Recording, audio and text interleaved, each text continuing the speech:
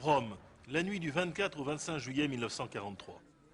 Un communiqué officiel annonce la destitution du duce du fascisme, Benito Mussolini, à l'issue de la réunion d'un organisme jusqu'alors purement formel, le Grand Conseil fasciste. Après 3 années de guerre désastreuse, après 21 ans de régime fasciste, l'homme qui était devenu le précurseur et l'initiateur de toutes les dictatures européennes, l'homme qui avait su convaincre l'Europe et le monde par l'exercice du verbe haut et du bluff permanent qu'une Italie nouvelle, agressive et révolutionnaire était advenue sur la scène de l'histoire, l'homme qui un temps avait mis dans son jeu les leaders du monde entier, Churchill, Roosevelt, tout autant que Hitler et Staline, Benito Mussolini, tirait sa révérence comme un arlequin de comédie. De comédie, il n'y aura guère que cette sortie bouffonne, car la situation de l'Italie, de son armée, de son peuple, est à la vérité tragique en ce début d'été 1943. La plupart des piliers du régime pensaient déjà depuis un certain temps que des faiblesses congénitales rongeaient l'État italien de l'intérieur dès avant l'entrée en guerre. Voilà pourquoi ils suivent l'ancien ambassadeur à Londres, Dino Grandi, sur la voie du dépôt de bilan quand celui-ci propose sa motion de destitution de Mussolini. Comment Mussolini est-il tombé? Quand sa chute a-t-elle été amorcée? Remontons donc aux origines de cette faillite du fascisme, remontons de quelques mois avant la fatidique entrée en guerre de juin 1940. Pour comprendre la faiblesse du fascisme, il faut tout d'abord considérer sa force à son apogée. Malgré les belles apparences d'unanimité revendiquée, l'Italie fasciste repose en fait sur un compromis entre 3 forces qui sont tombées d'accord vers 1925 pour en exclure définitivement une 4e, la gauche et l'extrême gauche, ouvrière et antifasciste. Ces 3 forces, indépendantes les unes des autres, sont dans leur ordre d'importance politique décroissant, tout d'abord le parti fasciste, organisation de masse militarisée des classes moyennes issues de la Première Guerre mondiale, nationaliste, étatiste, corporatiste, mélange d'autoritarisme volontiers rhétorique et d'ambition de grande puissance qui rallie de nombreux industriels, ingénieurs et intellectuels de toute discipline avides de modernité au rabais. Le fascisme à son apogée est un phénomène typique de régimes forts, de pays émergents qui s'enthousiasment pour l'aéronautique, le sport ou l'autosuffisance en céréales sans vouloir acquitter en matière de démocratie le prix de cette modernité. Ensuite vient l'Église catholique.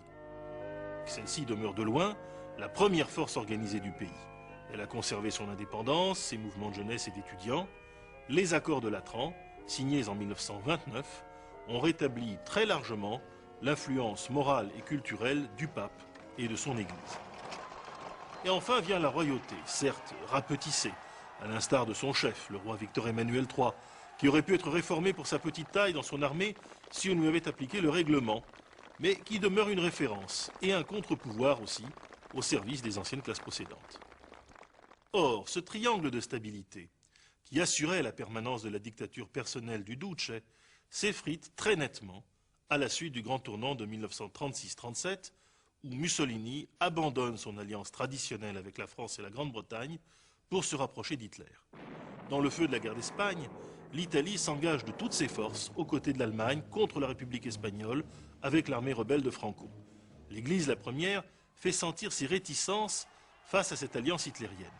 L'encyclique de Pie XI, Mit brennen der Sorge, écrite en allemand en 1939, est une prise de distance considérable avec le régime qui n'a pas hésité à s'allier avec le diable hitlérien et instaurer en 1938 contre sa population juive des lois raciales. Ce tournant pro-hitlérien affaiblit aussi Mussolini dans les classes dirigeantes conservatrices qui supportent mal le poids de cette alliance. Parallèlement, tout un train de mesures totalitaires est adopté. Caporalisation de la jeunesse, enrégimentement chauvin de la culture, création d'unités de chemises noires au sein même de l'armée royale sur le modèle de la SS allemande. Enfin, le régime est aussi fragilisé par la pauvreté persistante du pays. L'Italie n'a pas les moyens de ses ambitions industrielles, encore moins impériales. C'est la Deuxième Guerre mondiale qui va précipiter la chute de ce régime fragilisé. Mussolini, qui est loin d'être dénué de sens politique, comprend malgré tout qu'il est allé un peu loin. Il freine brutalement devant l'obstacle le 1er septembre 1939 en prétextant à la fureur de ses alliés allemands une impréparation à la vérité totale de l'armée italienne. Ces 10 mois de paix maintenus seront les derniers d'authentique popularité du duce. l'Italie tout entière respire de se trouver en paix quand le reste de l'Europe s'enfonce dans la guerre. Avec l'effondrement rapide et total de la France, tout bascule. Mussolini entre en toute hâte dans la guerre pour grappiller quelques miettes du festin sans difficulté apparente. À la vérité, l'Italie n'aura que très peu de miettes et beaucoup de difficultés. Entrée en guerre fin juin 1940, l'Italie est terrassée dès janvier 1941. Après 6 mois d'opération seulement, sa machine militaire est effondrée. Plusieurs de ses meilleurs navires sont détruits au port à Tarente par l'aviation anglaise dès le début de la guerre, et dans le courant de l'hiver 40-41, ses armées d'Éthiopie et de Libye sont brisées par les Anglais en Érythrée, puis en Égypte, tandis que la courageuse armée grecque l'a fait reculer de 50 km à l'intérieur du territoire albanais. Dès ce moment fatidique, l'Italie a perdu toute indépendance d'action face à l'Allemagne et le fascisme tout prestige, tant aux yeux du peuple que des chefs militaires abandonnés à eux-mêmes. Désormais, l'armée italienne fera figure de troupes supplétives, commandées sur tous les fronts par des chefs allemands tels Rommel en Afrique du Nord. Bientôt, les coups de massue se succèdent, les 150 000 hommes du duc d'Aoste capitulent au printemps 1942 en Éthiopie, les 80 000 hommes du corps expéditionnaire en Russie, l'Armyr, sont quasiment anéantis en totalité en décembre 1942 à Stalingrad. Ce qui reste de l'armée d'Afrique du Nord est capturé en Tunisie au printemps 1943. À présent, les Anglo-Américains peuvent s'attaquer à la Sicile, qu'ils conquièrent presque sans résistance italienne en juin 1943. L'armée italienne, qui s'était honorablement et courageusement battue de 1915 à 1918 dans la Première Guerre mondiale, n'a pas tenu face à la guerre moderne. C'est moins son courage que son état d'impréparation matérielle et intellectuelle qui est en cause. Cette déroute absolue entraîne 2 conséquences. D'une part, le lâchage accéléré du régime par les forces traditionnelles, églises, armées, monarchie, qui complotent presque ouvertement, dans la mesure où la police à son tour et de nombreux hiérarques du régime cessent de protéger la personne de Mussolini. D'autre part, la levée d'oppositions antifascistes, qui ne se gênent plus pour s'exprimer ouvertement. Ce sont les premières grèves ouvrières, notamment à Turin, où le régime doit choisir la négociation pour remettre les usines au travail, choquant ainsi profondément l'allié nazi. Ces grèves sont très largement fomentées par le Parti communiste clandestin. Dès lors, les classes dirigeantes sont convaincues qu'il faut agir vite, avant que la progression des Alliés au sud ne s'accompagne d'une guerre civile antifasciste au nord. Il devient urgent d'organiser la chute de celui sur lequel se cristallisent toutes les contestations, Benito Mussolini. Comment se déroule la chute? Dans un premier temps, avec une incroyable facilité. Dans la nuit du 24 juillet 1943, le Grand Conseil fasciste destitue le Duce, tandis que le roi poursuit les négociations secrètes avec les Alliés. Les hiérarques du régime, comme le ministre de la Culture, Giuseppe Bottai, l'ancien ministre de l'Intérieur, spécialiste du bourrage des urnes, le marquis Acerbo, et le propre gendre du chef, le comte Ciano, alors ministre des Affaires étrangères, acceptent la motion de destitution de Mussolini sans faire la moindre difficulté. Le commandant en chef des armées italiennes, le maréchal Badoglio, est nommé à la tête du gouvernement avec les pleins pouvoirs, tandis que Mussolini, hébété, est envoyé en résidence surveillée dans les Abruzzes. Une tranquille révolution antifasciste se met en place dans la Liesse. Fin juillet 1943, le parti fasciste est officiellement dissous. Mais la guerre contre les alliés anglo-américains qui occupent la Sicile continue et il faudra attendre le 8 septembre pour que Badoglio signe enfin l'armistice. Face à la destitution de Mussolini et à la conclusion de cet armistice avec les Alliés, la réaction d'Hitler est immédiate.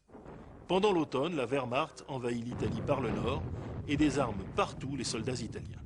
Le 12 septembre, Mussolini est libéré par un commando de SS et mis à la tête d'une république fantoche, la République de Salo, du nom de la petite ville septentrionale qui devient la capitale provisoire de la République sociale italienne, comme celle-ci se dénomme.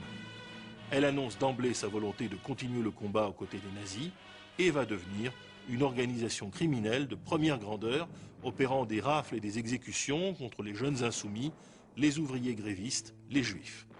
Ce cauchemar va hélas se prolonger jusqu'au printemps 1945 pour le nord de l'Italie.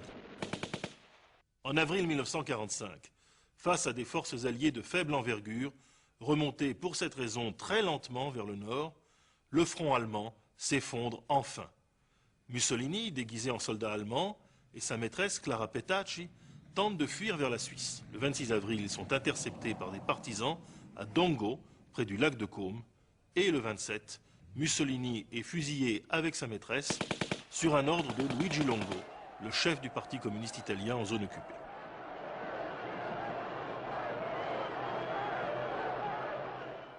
Cette double fin de Mussolini, d'abord quasi comique en 1943, puis véritablement tragique en 1945, après 2 années de crimes sanglants commis par la République de Salo, a provoqué une évolution quelque peu paradoxale du pays après 1945.